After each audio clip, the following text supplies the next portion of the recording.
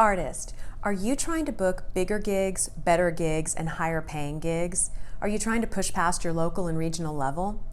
The number one thing you need is amazing video content. And the number one mistake I see every artist make is either they have no video content or worse, they have bad video content. So I'm going to walk you through what you need to do to deliver great video content to buyers so that they are more likely to book you even if they don't know you and they've never seen your live show before.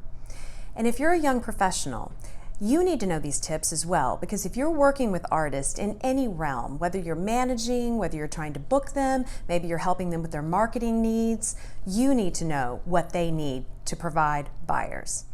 Artist, are you famous in your hometown or your college town? You probably are. If you've been at this for 2 or 3 years, you've probably made a name for yourself. You've probably had a lot of people tell you how great you are, how talented you are, how you're going to make it. Maybe you are, and I hope you are, and I hope you do. But you're not going to make it on pure talent alone. And here's the reason.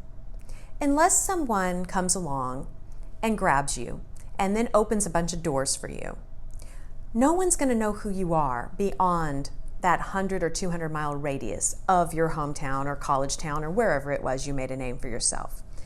So you're going to have to do the legwork. When you're at this stage of the game, you kind of have to do everything yourself, right? So teach yourself a few great lessons to get better gigs, bigger gigs, and higher paying gigs. And I'm going to help you with that. The number one thing you can do is provide amazing video content to buyers. The number one mistake I see that artists make is that they either have no video content to share, or worse, they have bad video content. And bad video content is way worse than no video content, trust me. So we're going to talk about that in a second. But let's just stay focused on what buyers are looking for. Put yourself in their shoes. If you are buying talent for a club or a venue or a festival, and you don't know who an artist is, but this artist is pitching themselves, how are you going to even consider them, right? You're going to have to see what the goods are. You're going to have to see what would I be booking if I offered them a slot. So that's going to be based on video content alone, because the odds of them coming to see you perform live are pretty slim. So your video content has to tell the whole story, and you only have probably about 10 seconds to tell that story truthfully, because if you can imagine, those buyers are being bombarded daily with video links from everybody, from independent artists to agents pitching their artists. So they can only watch so much in one day. If you don't grab them in those first 10 seconds, you're not going to grab them at all. They're going to just skip right over you and move on.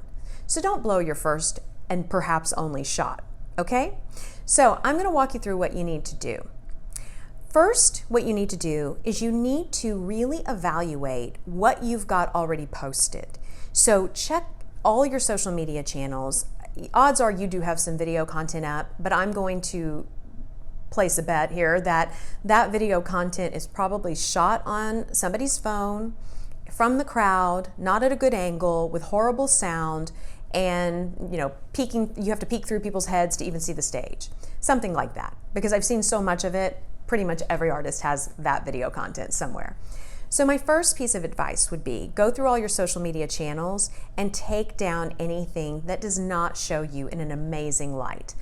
If you really can't hear the music well, or it's so over distracted, so to speak, with people talking or noises in the background or people hollering, then just take it down, okay? You're not doing yourself any favors. They need to hear you. And if it's horrible, horrible video or just a really, really bad angle, then take it down. It's not showing you in your best light.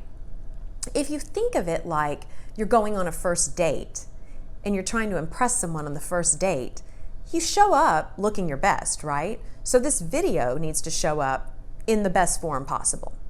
Now we'll get into artist image and styling and blocking and movement on stage and all those things in future lessons. The focus of today's lesson is what you can do immediately with your current show, with your current image, the current way you look on stage and move on stage. What can you do to start getting better gigs immediately? So we're going to focus on two areas. The first area is what type of content does a buyer need to see? So what do you need to be able to capture, and what do you need to make sure you're capturing so that they get a good feel for what your live show is? The second thing is production value. We're going to talk about some tips and tricks just to get the best production value possible on a low budget, because I realize most artists who are 2 or 3 years in don't have a lot of money to invest. Okay, so let's start with what type of content. You need to have various angles of your show, but I would say the most important, if you only capture one angle, is a full screen of everything going on. So first of all, if you're shooting this on a phone, which I hope you can invest a little bit more into having a real videographer, that would be my first piece of advice, but that comes in our production time of the talk. But if you're on a phone, shoot it in landscape, okay? So get the whole stage. Get everything at once. So just like an audience member would be watching it, the buyer can watch it. So don't shoot between people's heads. Don't shoot at the same height as everybody else in the crowd, because inevitably somebody's going to walk in front of the camera. Somebody's going to, move their head to the left or the right. You thought you had the perfect shot, or whoever's videoing it thought they did.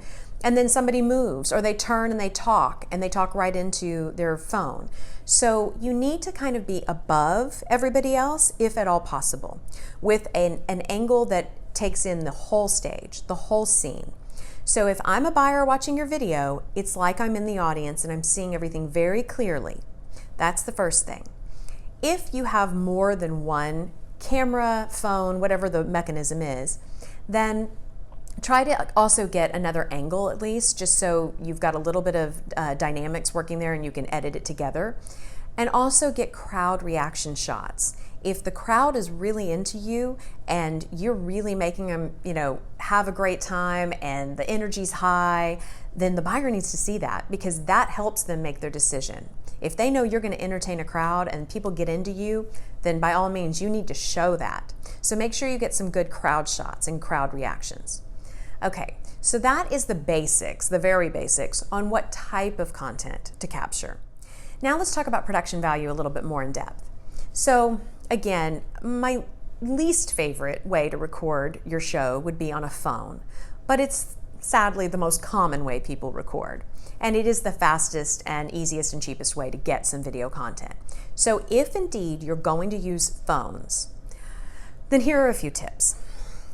Set your phone, or whoever's videoing it, set their phone on a tripod. No holding the phone, by all means. That's just not even acceptable for any reason. It will never be steady. So put it on a tripod, and like I mentioned before, get it above everyone's heads. Make sure the sight line is above everyone's head so nobody walks in front of it. So that would be a tall tripod, obviously. Or you need to figure out a way to build up, something like, whether it's books or boxes or something, and set your phone up on top of that on a smaller tripod. So get above the crowd. Clear sight lines, so important. More than one angle would be ideal. That way, it kind of, again, captures the spirit of what's going on stage. But if you only get one angle, like I said before, get the whole show, get the whole stage. Okay, now the biggest challenge beyond just capturing the film footage on a phone really comes down to the sound. A phone is going to pick up everything in the room. It's also going to pick up people who are nearby. So if you are near people and they're talking during the set, unfortunately, they're going to pick up the talking on top of your vocals. So whoever is videoing for you, they really need to try to get this phone up high enough and away from crowd. So maybe if they can put the phone somewhere in the front of house area where the board is, the front of house mixing board is, that would probably be the best place, and then get it up high. That way there's a natural perimeter around that soundboard where people are not going to be standing right next to the phone. So hopefully you can pick up sound out of the speakers without a lot of interruption from people talking. The other thing I would say is you need to record the full show. Like record complete songs, record transitions in between songs so the buyer knows how you talk to the audience and how you interact with the audience. So I think what a lot of people do is they think, oh, I just need to send a few snippets. And yes, you're going to end up editing together a few snippets, probably. But you need to record as much as possible for a couple of reasons. Number one, you need as much option as you possibly can get. So if you just record 20 seconds of a song and you think it's great, well, the problem is you might play it back and then you hear the guy next to the phone talking and he's ruined the whole 20 seconds. And that was the best song you did all night. So get the full songs. So it's going to require some memory space on a phone, some battery life on the phone. So be prepared, be ready, have it plugged in, charged up, all those good things, okay? Plan for this. So get the full show if at all possible. Multiple songs, transitions in between, and again, don't forget crowd shots. Okay, so that's the phone scenario. If you can invest a little money, and if the venue will allow it, and you do need to get pre-approval for anything beyond a phone, so if you bring in any sort of professional style camera, even a GoPro, you're going to need to get prior approval from the manager. So get the approval, and if you can get a GoPro in there or any other more professional level camera, again, I would set it up near the mixing board at front of house so that you can get the best clear shot of the stage, full stage show, and get away from most of the crowd. Now, you may not know how to operate a GoPro or any other camera that's beyond a phone, so I actually really, really recommend if you can just invest in hiring someone who does this for a living. That's really your ultimate best option. If you can get a true videographer, and they don't have to be somebody who's, filming major motion pictures, just a decent videographer for this sake will do. So if you could hire someone, maybe it's somebody that you already know that you work with, or somebody that is doing it as a hobby on the side and would love to do it as a favor to you, or just a minimal amount of money, or look to your local college because they've inevitably got film classes and students who are actually doing this to earn a degree. So they have to build a portfolio. So they may be thrilled to shoot some of your show to add to their portfolio. And maybe they'll do it for free, maybe they'll do it for just a minimal amount of money, but try to invest in someone who knows what they're doing. And that takes a lot of pressure off you anyway, because if you've got someone else who's worrying about that, then that's one less thing that you need to worry about on the night of your show. The other thing I would say is, if you have a friend or family member that is usually at your shows and they like to video, give them these tips and tricks and let it be the same person consistently at multiple shows videoing you. I can't stress enough, the amount of content that you get is so important. So this may span over 3, 4, 5, 6, 7, 10 shows. You might need to video quite a bit until you're really happy with the end result and you feel like, okay, now I've got, a 3-minute reel that I can edit together. I've got 3 to 4 to 5 minutes of really solid material. But remember, you really need to make an impression in the first 10 seconds. So you've got to knock it out of the park in the first 10 seconds on this video reel. And then if the buyer's still interested, and hopefully they are, they'll keep watching. So let's just recap for a second. Number 1, get the whole show in the screen. Number 2, get a few angles from different cameras if you possibly can. Number 3, try to set up above the crowd with clear sight lines, preferably right in the center where the front of house mixing board is. Number 4, try to keep it away from anyone who might be talking, yelling, distracting, and the camera or the phone is picking up their noises and distractions. Number 5, invest in a better camera or a videographer if at all possible, so that you really get a more professional look. And the last thing we need to talk about, which I haven't touched on, is the sound, as far as pulling the sound off the board. If you can possibly pull the sound off the board, that's great, as long as the sound's mixed well. So you're probably going to have to figure out, do you have a good sound guy? At this point you may not have your own sound engineer, but the club probably has somebody mixing. So if the sound is mixed really well and you can get that feed directly off the board, then that eliminates all the room noise. But sometimes that backfires. Sometimes you get a bad mix and it really would have sounded better just to take the sound off the speakers. So that's something you just need to be aware of. And as you progress, you can play with that, and maybe you can do sound right off the board for a couple of shows and then do it without. Or again, if you have multiple cameras, then you have the option to do both in the same shoot. So I strongly recommend trying to get multiple cameras.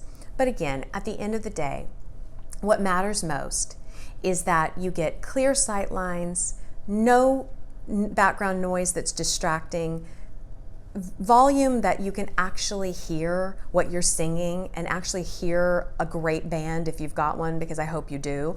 So you want to hear that and show the buyer that, and a dynamic show. And again, we'll talk about what you're doing on stage in another lesson, but really show these buyers there's no way they can't book you. They've got to get you. You're amazing. You're a hot act. You're high energy. The crowd goes wild. They love you. They need to jump on this. They need to get you in while they can still afford you. So those are my